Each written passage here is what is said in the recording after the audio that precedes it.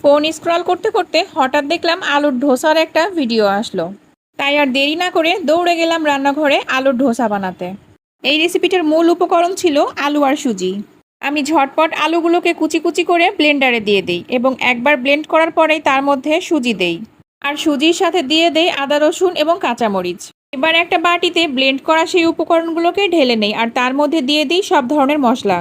রান্নাঘরে মারাত্মক লেভেলের গরম, তাছাড়াও আমার শরীরটা আজকে ভালো না, তাই আমি ইলেকট্রিক চুলাটা নিয়ে সোজা আমার ডাইনিংয়ে চলে আসি। আর ইলেকট্রিক চুলাতে কোনো কিছু রান্নাবান্না করতে কিন্তু আমার বেশ মজা লাগে। যদিও গ্যাসের চুলাতে অনেক ঝটপট রান্না হয় আর ইলেকট্রিক চুলাতে রান্না করতে বেশ সময় লাগে, তারপরও সময় বেশি লাগলেও আজকে আমি আরামে বসে বসে এই আলুর ধোসা বানাবো বলে সিদ্ধান্ত নিয়েছি। যেহেতু জীবনে প্রথমবার আলুর এই ধোসা মোসা বানাতে এসেছি, তাই একটু ভয় লাগছিল আল্লাহ জানে কি অঘটন করে ফেলি। আমার বলতে একটু শরম লাগলেও আপনার স্বচক্ষে দেখতে পাচ্ছেন আমি কত বড় একটা আকাম করে ফেলেছি অলরেডি। হায় আল্লাহ, আমার স্বাদের ধোসাটা এ কেমন চেহারা হয়ে গেল। গাইজ, আমার ধোসা ফোসার এই অবস্থা দেখে আমার মনটা খুবই খারাপ হয়ে গেল। তারপরে আমি সেই উপকরণের মধ্যে আরেকটু পানি দিয়ে আবার একবার ট্রাই করলাম যে এইবার দেখি কেমন কি হয়।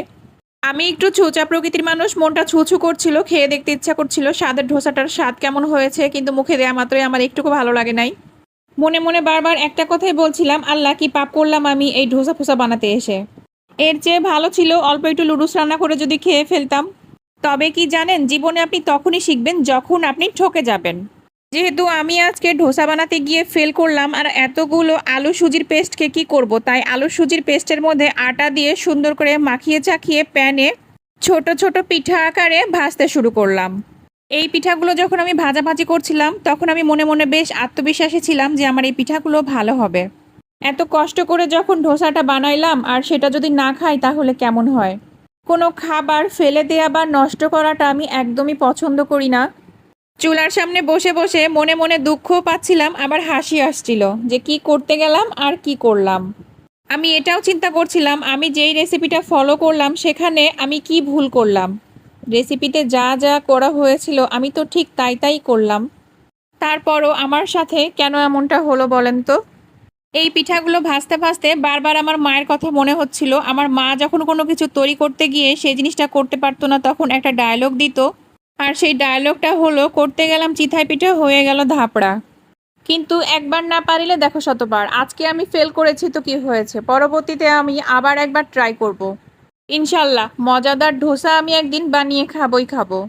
ফাইনালি গায়েস, আমার পণ্ডিতি করা সেই ছোট ছোট পিঠাগুলো তৈরি হয়ে গেছে আর এগুলো মারাত্মক লেভেলের গরম ছিল, তারপরও আমার খুব খেতে ইচ্ছা করছিল, তাই আমি কপ কপ করে মুখের মধ্যে ভরছিলাম, কারণ গরম গরম কোনো খাবার খেতে আমার অনেক ভালো লাগে।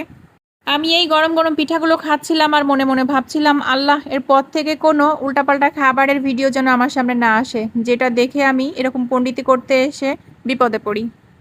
তো বন্ধুগণ, গরম গরম এই পিঠা খাওয়ার সাথে সাথেই আমার আজকের ভিডিওটা আমি এখানেই খতম করে দিচ্ছি। পরবর্তীতে আবার কোনো ভিডিওতে দেখা হবে আপনাদের সাথে। সবাই ভালো থাকবেন, আমার জন্য দোয়া করবেন। আল্লাহ হাফেজ।